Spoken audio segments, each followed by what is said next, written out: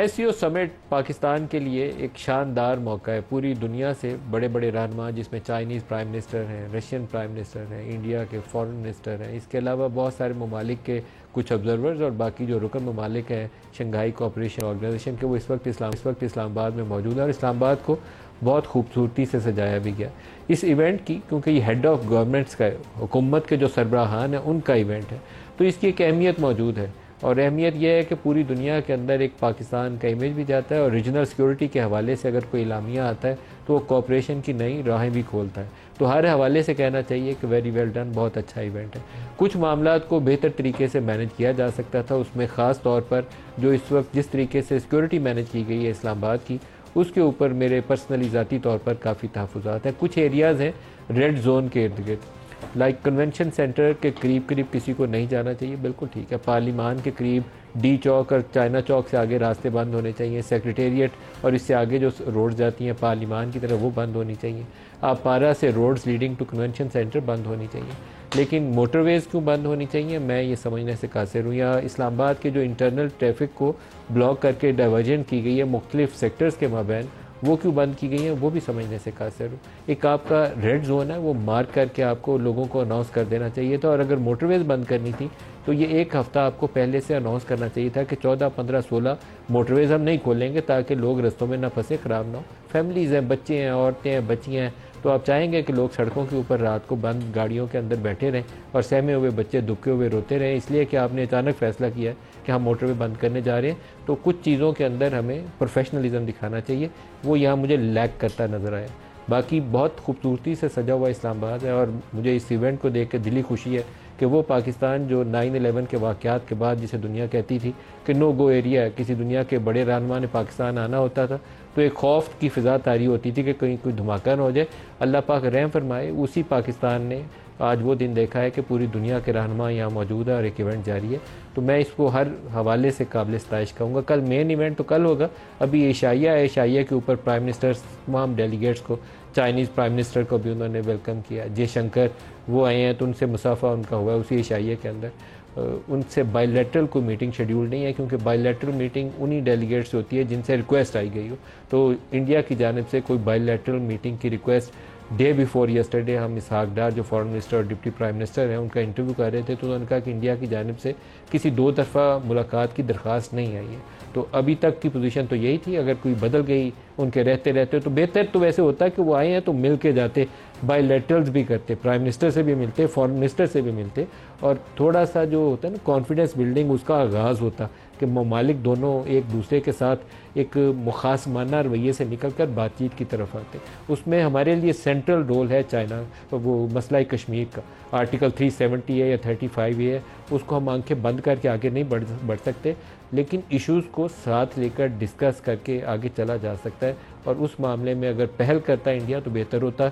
इस वक्त इंडिया की जो पोजीशन ये है कि जो कैनेडियन प्राइम मिनिस्टर ने ऑफिशियल स्टेटमेंट के ज़रिए बताया है कि किस तरीके से 6 भारतीय सफारतकार कैनेडियन सरजमीन के ऊपर एक सिख रहनुमा के कत्ल के अंदर मुलव्वस हैं और उसके बाद उनको वहाँ से सरजमीन छोड़नी पड़ी कनाडा की।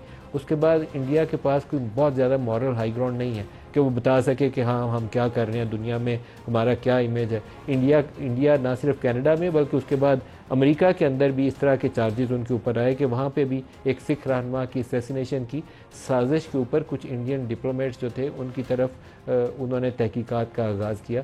तो इंडिया का इमेज पाकिस्तान के ऊपर भी यह है कि 20 से ज़ायद लोगों को पाकिस्तानी सरजमीन के ऊपर उनकी असैसिनेशन करने में इंडियन एजेंसीज मुलव्वस हैं। तो ये इमेज है दुनिया में, वो आपकी इकॉनमी और आपके पास फॉरेन एक्सचेंज बड़े हैं दुनिया में, तो इस वक्त आपकी वो अहमियत मौजूद है। लेकिन एक स्टेट टेररिज्म में इस वक्त बराह रास्त इंडिया का पूरी दुनिया में नाम है। तो बेहतर होता है कि इस मौके का जयशंकर साहब भी फ़ायदा उठाते और थोड़ा सा सॉफ्टनिंग होती है, तनाव में कमी आती है, तलखी में कमी आती है, मामलात को आगे चलाते। दूसरी तरफ पाकिस्तान की इंटरनल पॉलिटिक्स की तरफ आ जाते हैं, जिसका आज के प्रोग्राम में हमारा फोकस भी रहेगा। 17 तारीख को कहा जा रहा है कि कौमी असम्बली और सेनेट के इजलास होंगे और आइनी तरमीम को पास करवाने की शुरुआत होगी। क्या हुकूमत के पास नंबर्स पूरे हैं, ये एक बहुत बड़ा सवाल है। नंबर्स के एतबार से JUI ऑन बोर्ड आ भी जाए, सारे JUI के वोट डल भी जाए, तो फिर भी कौमी असम्बली और सेनेट में पाकिस्तान तहरीक इंसाफ के 5-7 लोगों के बगैर ये तरमीम पास नहीं हो सकती। उमैर नियाज़ी साहब, आपकी जमात जो है उसका एक बड़ा ही अहम रोल है। आपकी जमात के अगर अरकान आपके साथ जुड़े रहें, टूटे नहीं, तो कोई दुनिया की साइंस नहीं ये कहती कि तरमीम पास होगी, क्योंकि हुकूमत के पास नंबर नहीं है। और कभी इम्कान यह है कि आपकी जमात के 12-14 लोग ऐसे हैं, मैंने एटलीस्ट नून लीग के लोगों से इसकी काफ़ी तहकीक की है, 12-14 लोग ऐसे हैं जो खुफिया तरीके से दबाव के नतीजे में या लालच के पैसों के नतीजे में हुकूमत से मिल चुके हैं। और मौलाना फजल रहमान आ जाएँ तो वो उनको वेलकम किया जाएगा, ना भी आएँ तो तब भी ये तरमीम पास की जा सकती हैं। सिर्फ उनकी एक पोलिटिकल सिग्निफिकेंस के तौर पर JUI को हुकूमत साथ मिलाना चाहती है। तो आपकी जमात में लोग काफ़ी ज़्यादा तादाद में इस वक्त वल्नरेबल हैं।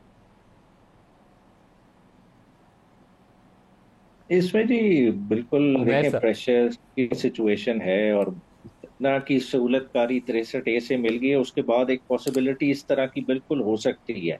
मगर जो नंबर आप कह रहे हैं, नंबर उतना बड़ा नहीं है। देखिए, 2 से 3 लोगों का मैं खुद समझता हूँ कि ठीक है, वो हमारे से डिस्कनेक्ट हैं, वो नहीं आएंगे, ठीक है, आगे वक्त बदल जाए तो शायद वापसी कर लें। मगर उसके अलावा जितने बंदे इंटैक्ट कर रहे हैं, क्योंकि देखें इस वक्त सिचुएशन क्या है, सिचुएशन हर आपके बंदा रीड ख्याल में कर रहा है। कौन से देखिए, ऐसे मौलाना बंदे हैं, साहब ने 3 भी बंदे एक जिनको आप कह रहे हैं कि वो डिस्कनेक्ट हो चुके हैं? जी ऑलरेडी है। मतलब एक हमारे साहिवाल से रुकन है, उस्मान अली, ठीक है ना, वो हो चुके हैं, ठीक है ना। एक खानेवाल के जहूर कुरैशी साहब हैं, इसी तरह के हैं। बाकी सारे इंटैक्ट हैं। बाकी और कोई तीसरे? भी इस तरह का नहीं है। मुल्क से बाहर जरूर बैठे हुए हैं।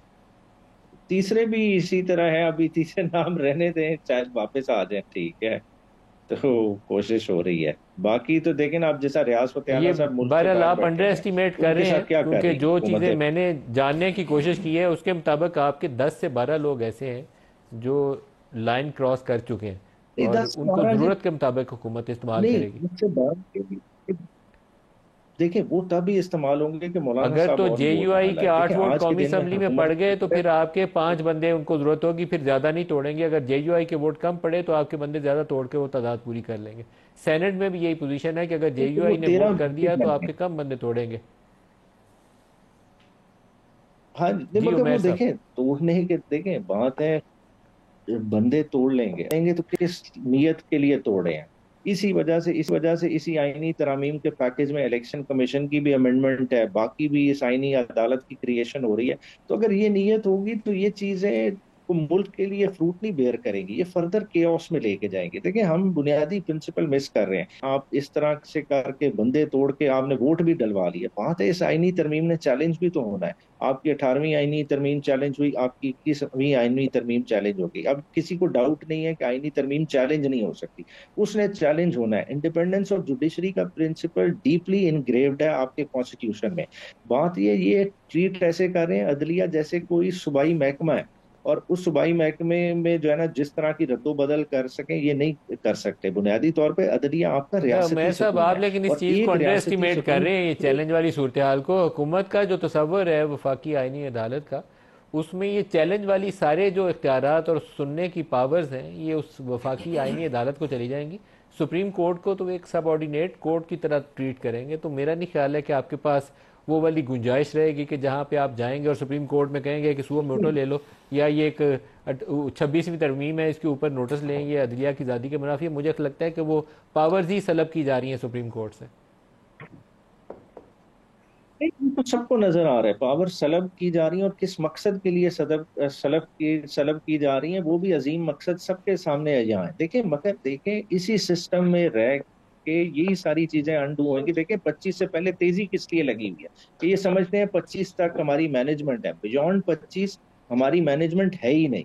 तो ये देखें, मेरा नहीं ख्याल ये इतना बड़ा मामला है, ये खाली पीटीआई का नहीं, ये अवाम की सर्वाइवल का मसला है, जिसको ये बहुत ज्यादा लाइटली इसको टेक ऑन कर रहे हैं। हालात उस तरह के नहीं है।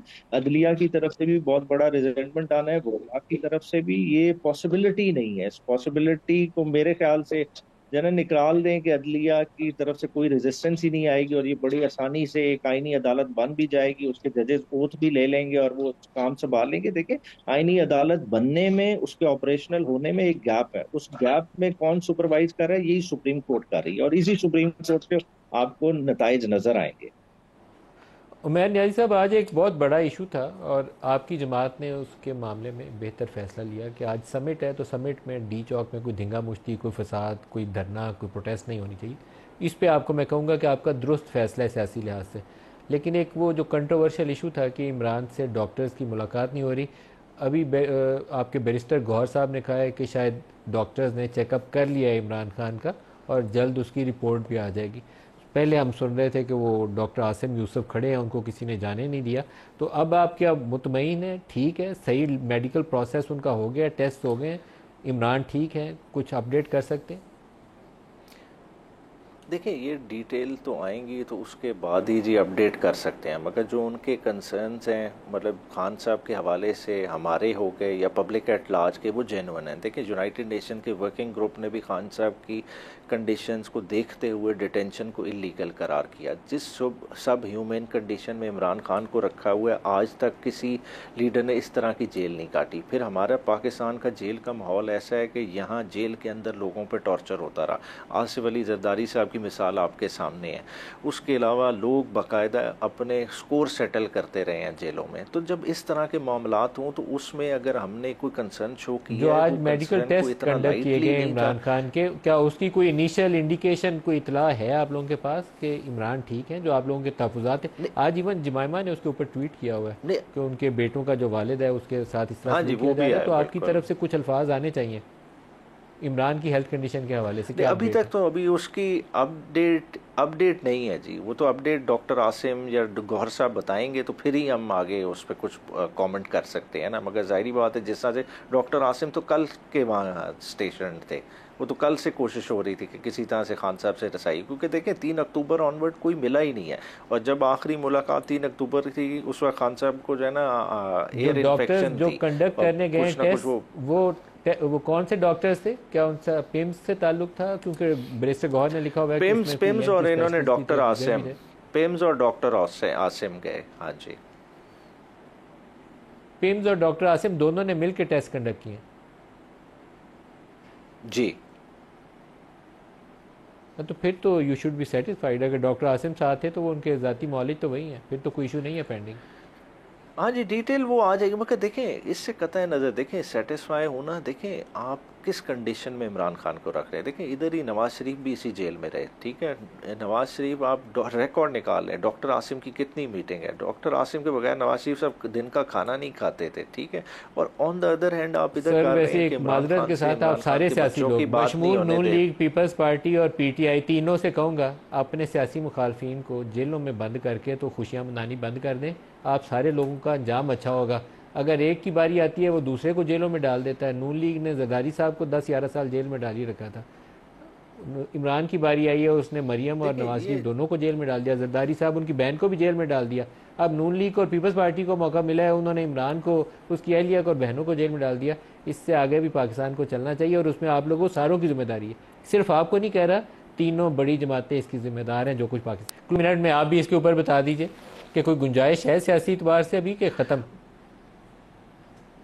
नहीं, देखिए जी, गुंजाइश तो तब होती है, देखें इनका इलेक्टोरल रिफॉर्म्स में ये एजेंडा होता है, ये इनका होम ग्रोन एजेंडा ही नहीं है। ये तो अपना पूरा निज़ाम बुलडोज करना चाह रहे हैं, खाली अपना मैंडेट बचाने के लिए। देखें 8 फरवरी का इलेक्शन खुलना ही खुलना है, ये सारा उसके पस मंज़र में कर रहे हैं कि किसी तरह से उस इलेक्टोरल ऑडिट को अवॉइड कर लें, और इनके अपने लीडरान ने इस बात को तस्लीम किया।